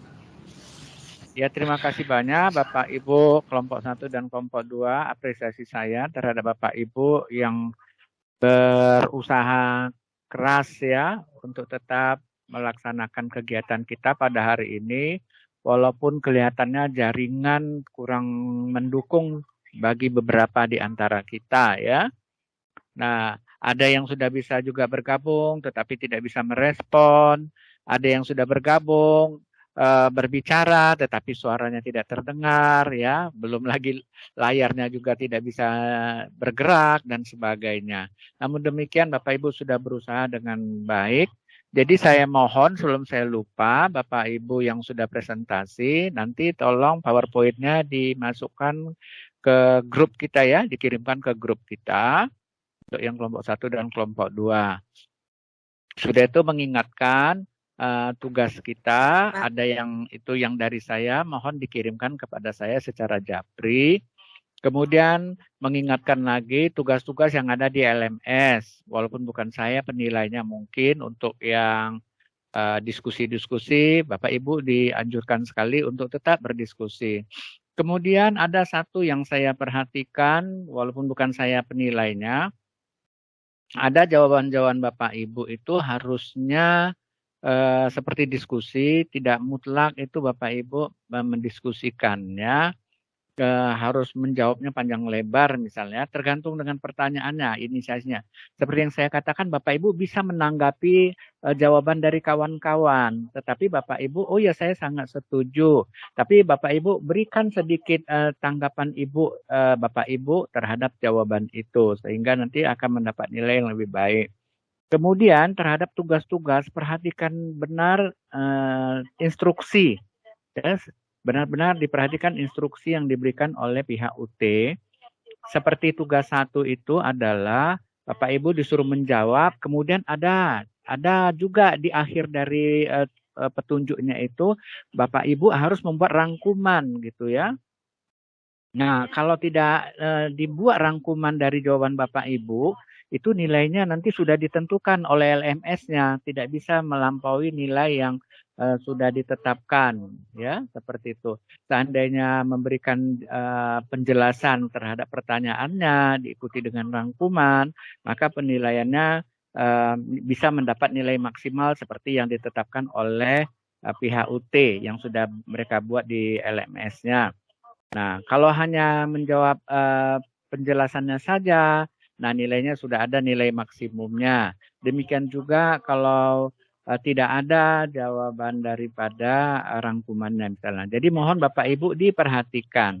Sudah itu hal yang kedua, Bapak Ibu sekarang ini sudah ada otomatis yang melihat kesamaan ya daripada jawaban Bapak Ibu, makanya diperhatikan. Terkadang itu kalau ada warna merah itu artinya tingkat kesamaannya atau similarity atau dianggap plagiasi sama dengan dari buku itu nanti dia warnanya merah. Sudah itu di bawahnya ada warna orange ya kalau tidak salah, baru berikutnya warnanya warna hijau ya kalau nilainya itu bagus warnanya hijau. Nah, jadi mohon Bapak Ibu perhatikan yang hal-hal seperti itu supaya kalau bisa Bapak Ibu mendapatkan nilai yang hijau. Artinya Bapak Ibu silakan itu dibaca, dianalisis, kemudian Bapak Ibu buat sintesis. Bapak Ibu coba menjawabnya dengan bahasa Bapak Ibu sendiri. Ya, tidak mesti panjang-panjang misalnya. Nah, supaya dia aman ya, seperti itu.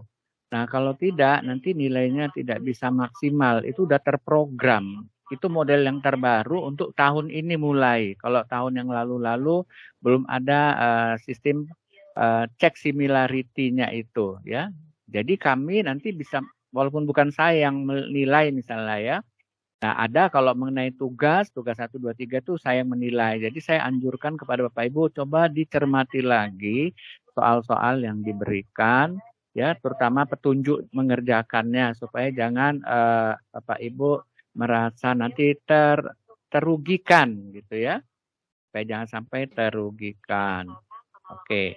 Nah, itu barangkali sekedar untuk mengingatkan terkait dengan pembahasan kita hari ini itu untuk kelompok 1 sudah dijawab dengan baik gitu ya.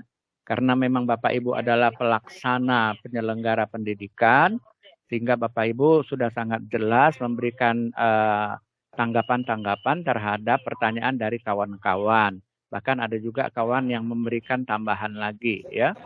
Terkait itu perencanaannya, bagaimana mengevaluasi perencanaannya, bagaimana perencanaannya yang sudah disiapkan itu apakah itu terlaksana dengan baik, bagaimana nanti itu harus dievaluasi, bagaimana melihat umpan balik, bahkan sampai pertanyaan tadi dari Ibu Julia.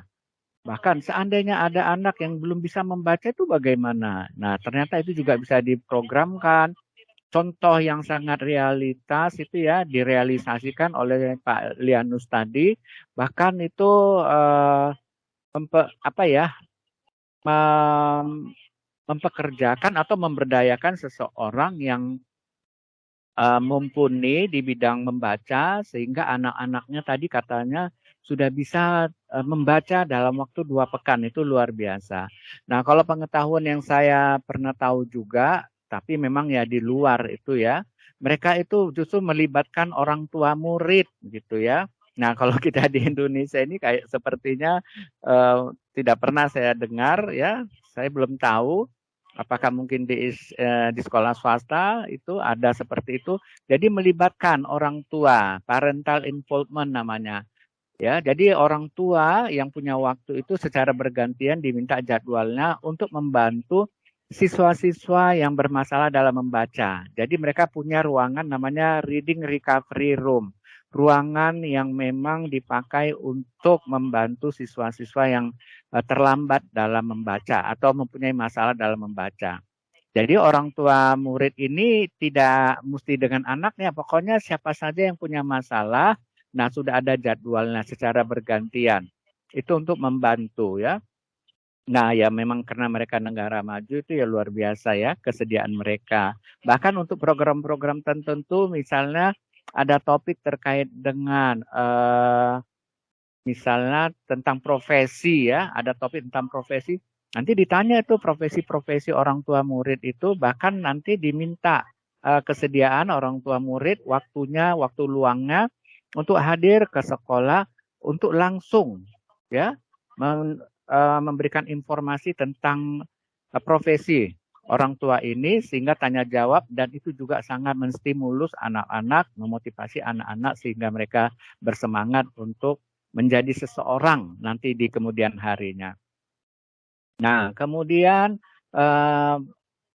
untuk yang bagian ke kelompok kedua, ya terutama yang menjadi perhatian saya juga itu dengan metode SWOT analisis tadi kurang lancar ya pembahasannya. Saya tidak bisa lihat layarnya, hanya layar pertamanya saja, sampulnya saja. Ya syukurnya tadi Ibu Rahmawati tadi membacakannya gitu ya. Saya cuma coba menyimak saja. Itu banyak terkait dengan metode dan pendekatan. Tapi salah satu yang ditanya tadi adalah SWOT analisis. Ya, itu memang SWOT analisis selalu dilakukan untuk semua program mulai dari tingkat pendidikan PAUD mungkin ya sampai kepada perguruan tinggi itu selalu melakukan SWOT analisis. Ya, tadi ada strength, kekuatan. Kita melihat kekuatan tadi udah dijelaskan, kekuatan dari prodi kita atau kekuatan dari sekolah kita atau kekuatan dari satuan pendidikan kita, apa keunggulannya? Ya, mungkin dengan punya guru-guru yang memang bahkan sudah S2 semua, mungkin atau minimalnya S1, tapi S1-nya yang benar-benar dari PGSD barangkali. Ya, dan sebagainya. Itu salah satu kekuatan, bagaimana dengan fasilitasnya juga dan sebagainya. Kemudian weakness, apa kelemahan kita? Nah, kelemahan kita harus kasih tahu juga, ya. Apakah barangkali fasilitas kita yang kurang, kita lihat, ya. Itu diurai apa jabaran kita, ya. Atau lokasi kita yang kurang mendukung, itu perlu juga kita sampaikan. Nah, opportunity itu kesempatannya tadi. Nah, di sekolah kita ini sangat memungkinkan, ya. Peluangnya itu besar karena apa? Ya, karena tadi ada unggulan-unggulan tadi, ya, karena di daerah sekitar juga tidak ada saingannya, gitu ya, misalnya seperti itu. Dan ada mungkin usaha-usaha, ya, dunia usaha dan industri yang bisa membantu peluang-peluang itu. Nah, threat itu tadi di situ adalah ancaman. Apa ancamannya? Wah, ini ada sekolah swasta yang kayaknya mereka punya program yang baik. Nah, bagaimana kita membuat program sehingga program kita ini juga setidaknya menyamai atau melampaui daripada apa yang sudah dipersiapkan oleh institusi yang lain, ya. Nah, seperti itu sehingga memang sekolah kita itu dilirik dengan program-programnya. Itu yang bisa barangkali saya tambahkan. Saya tidak bisa berlama-lama, kayaknya nanti profesor berikutnya itu terlalu menunggu-nunggu ya seperti yang lalu. Terima kasih banyak kembali kepada Bapak Ibu. Sampai jumpa kita pada pertemuan yang akan datang dengan dua tim Pak Tema dan tim Bu Fitriani ya mungkin ya kelompok 3 dan 4 untuk presentasi. Terima kasih banyak. Assalamualaikum warahmatullahi wabarakatuh. Selamat pagi, selamat siang, dan Pak. Jumpa Pak. Ibu. Tetap semangat ya. Ya Pak, siap. Ya Pak, semangat. Semangat ya. Ya. Oke. Oke. Saya tutup ya. Ya Pak.